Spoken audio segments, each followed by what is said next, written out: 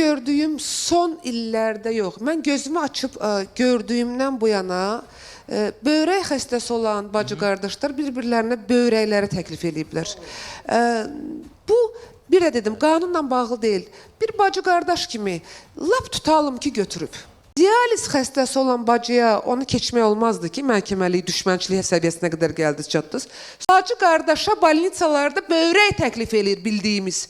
24.000 manata görə dializ, qan ifrazı edə bilməyən...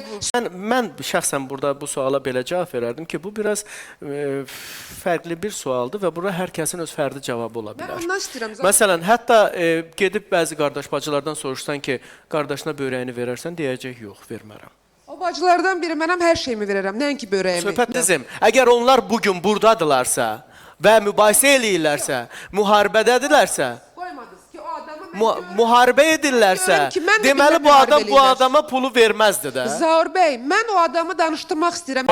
Hal-hazırda vəkilimizin sizə sualı oldu ki, lap deyək ki, bacınız sizdən o pulu alıb, cəmaat bacısına böyrəyini verir, ürəyini verir, canını verir, qanını verir, balasından ötürü gedir. Məsələn, şəxsən mən beləyəm, o da elədir. Bizi ona görə empati qura bilmirik bu hadisədə ki, başa düşə bilmirik də bu məsələni ki, niyə belədir? Çünki biz öz qardaşımıza, bacımıza hər şeyimizi verərik. Yəni, bütün bu problemlər var da, yəni bizdə bu artıq problem deyil. Yəni, sənə görə lap 24.000 almışdı, balasına görə istəmişdi. Bunu güzəştə getmək olmaz mıydı? Yox, Zahir müəllim, bax, mən yana deyirəm. Mən ona o qədər demişəm,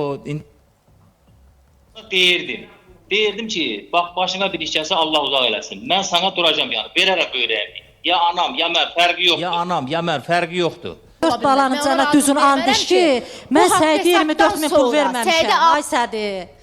4 balanın canına andiş, mənimdir 2 balamın canına andiş.